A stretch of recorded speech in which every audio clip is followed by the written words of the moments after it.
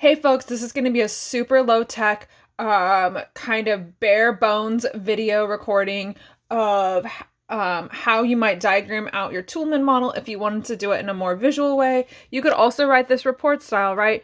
So I'm gonna post a link to the video that I'm going to diagram, and I'm going to show you how I might do it. Normally I would do this on the whiteboard. So in light of not having a whiteboard to use, I have done a piece of paper. So you'll see how I laid mine out. I've got a claim, and then I'm going to say, okay, maybe there's going to be 3 to 5 warrants in this short video that I'm going to watch. So I blocked all of those out, and then typically, not always, but a lot of the time, evidence is going to go with that. So one way that I might lay it out, I laid out, I planned out all the evidence. So clearly I didn't actually write the evidence in here yet, but this is just to show you how it might look. And then probably you're going to have some other things happen in here too. Like you're going to get a piece of backing that supports evidence or supports a warrant. Link those items together where you find a qualifier, which again is going to be a really short statement. Make sure you link those items in there too. So for this first video that I am going to show you, I'm going to get this out of the way, okay? And the video that I'm going to show you is actually this one right here on my computer. It's on private prisons. And let's see if I can see. I told you this is going to be super, super low tech, right? I can't even see what I'm doing. So it's on private prisons, and I'm going to put this particular video also in Canvas so you can kind of see what I'm doing. So what I would want to do is I would want to watch this, and I think the first time you want to watch it all the way through. So I actually have done that several times. I've watched this video more than once. And so you just watch the whole video through and you take some notes. Like I took some notes, and mine were organized, but look, I took some notes last night, right? And this is kind of messy, but it's note form. And then I know that I need to figure out a way to get all of these notes that I took. I got 3 pages of it. All these notes that I took into something that's more organized. And I might have some things that are frankly in the wrong spot because this was my first try. So the first time I go through that whole video, what I would do is watch the whole thing and just take some notes. You can pause as you need to, but then come back to it later and then work through it. Like literally, I'm just going to play a bit of it. Week during a House Judiciary Committee hearing. Our nation now has the greatest number of prisoners of any country in the world. Nearly 1 in every 100 adults in America is in prison or jail. So that was actually a piece of evidence that he just said, the 1 in 100, it goes to the central claim. And I would write that down. And if you saw all of my notes here, you'd see that I did actually write that down. So for me, you could either type this if you're going to do it a report, you could type it as you're talking, or you could try to draw it as you're talking. So you could get one of those blank ones, or you can make your own. But I know that the first thing is going to be the claim. So I'm going to try to draw that as best I can. And my handwriting and spelling is notoriously not good, so you get to learn that, like the face-to-face students always get to learn. But I don't know what the claim is at this point, 40 seconds into the video, so I'm going to leave a blank spot here on my note sheet. But I do know that I just heard a piece of evidence, so I'm going to put a piece of evidence over here, and for right now, I'm just going to label it like that. That's going to be my own shorthand. And I think, what did he say? I have it written down somewhere. Greatest, is this the right one? Greatest number of adults in prison in the world. So that's one. Greatest number of in prison.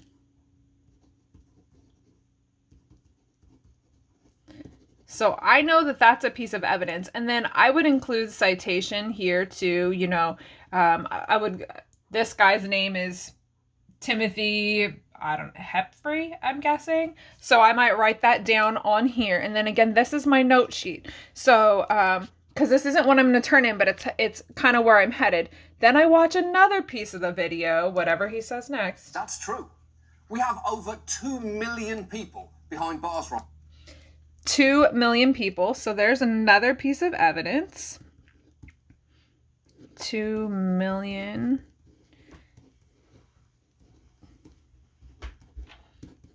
And see how I'm starting and stopping? I couldn't really write that fast. I would have to start and stop, especially that's why you want to watch it all one time all the way through, and then again a lot slower, and then you're probably going to come through one or two more times to be able to really diagram everything out. So let's pretend I'm not going to go through this whole thing and we'll be here forever. It'll take half an hour video. But let's pretend that I watched this whole thing or the first 10 minutes of it or something. And I had written out a lot more evidence. You know, I've got more things that what it said. And then somewhere in there, I'm going to have to figure out what his warrants are. So his warrants, a lot of the times, are actually going to sound like a claim. But if you back up, they really are statements proving what his point of view is. So if you actually watch this video, you'll see that his first warrant, really, before he talks about this, he says that Americans love to put people in prison.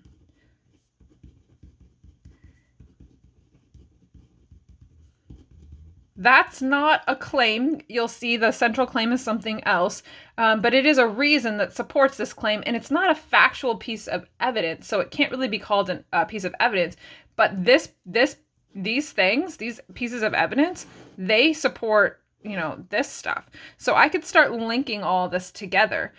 For me, a lot of the times, I like to link these two together. It just is easier for me, but it's kind of all in how you want to do it, you know. And then he goes on to say, okay, here's how I'm proving that. Like, we have a lot of people in prison. There's 200 million people in bars. He gets, there's one of his examples is more people than China. So that's one of these. And it all proves his warrant here, that we love to put people in prison. So then I'm going to keep diagramming out, right? There's like several warrants here. And when I come up with a new one, I'm going to write that in here too. There's another warrant in this video that one of the causes is dismantling of healthcare.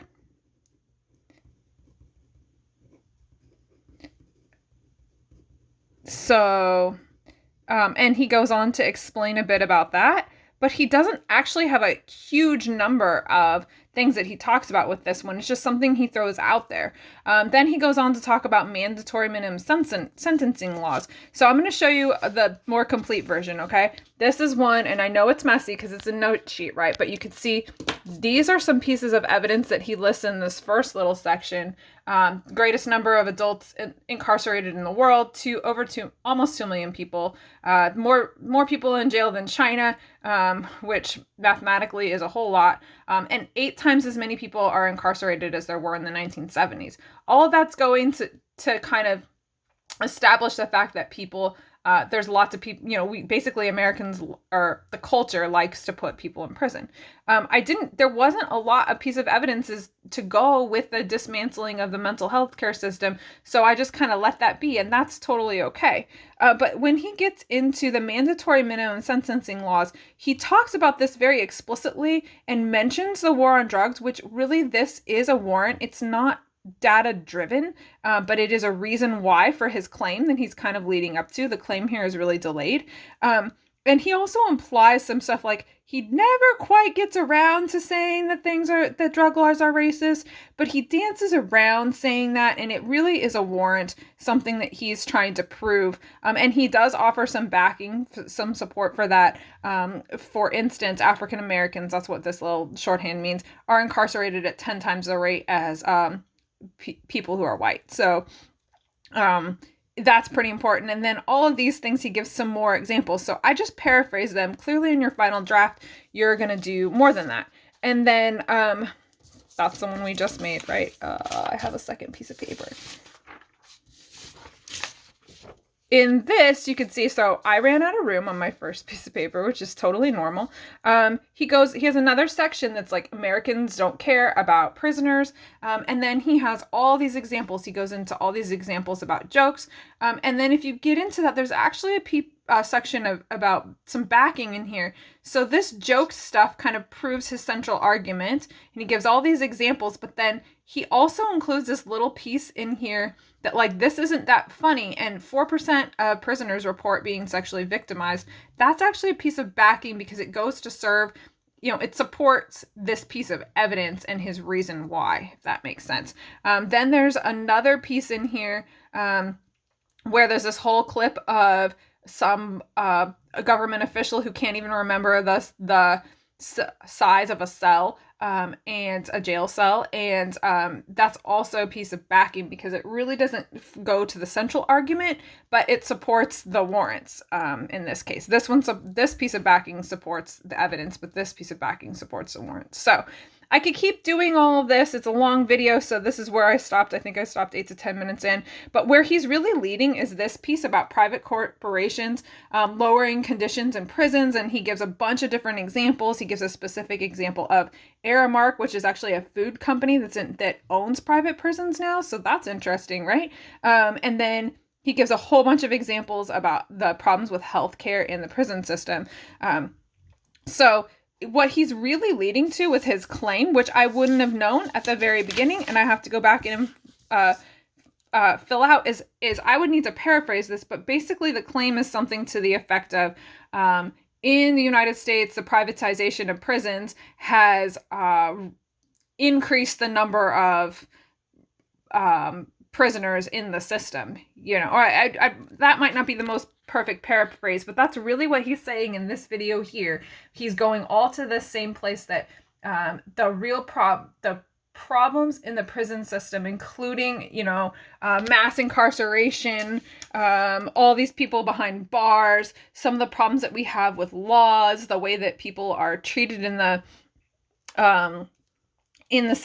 prison system. He gives some other examples about how private prisons are even incentivized to be able to keep people in prison longer. He talks about mandatory minimum sentencing. He's really going on to state that the real claim here, and I have to fill this in at the end, that his real claim is that private prisons have increased the number of prisoners in prison in the United States. Like, they've privatized prison. Or they've popularized prison. Sorry, that's what I meant to say. Because of the fact that prisons are privatized. So that's his central claim. That is not something that's objective. It's not a fact, but it is argumentative. It is opinion. And everything in this whole thing that I've shown you goes back to prove, every single bit of this goes back to prove that one thing. So that claim. So I still have to I have to fill in the claim later. So like here, I did it as America has a private prison problem. And so I have to go in and fill that in later if the claim wasn't stated directly up front, which it wasn't. Clearly, these are just notes. So in your final draft, you are going to type this up and submit it. You can use the worksheets online. You can make your own worksheet. You could do it in report style, however you want, but it does need to be typed because you're submitting it online. So, all right, I hope this was helpful. And if it wasn't, then maybe you just chose not to watch it.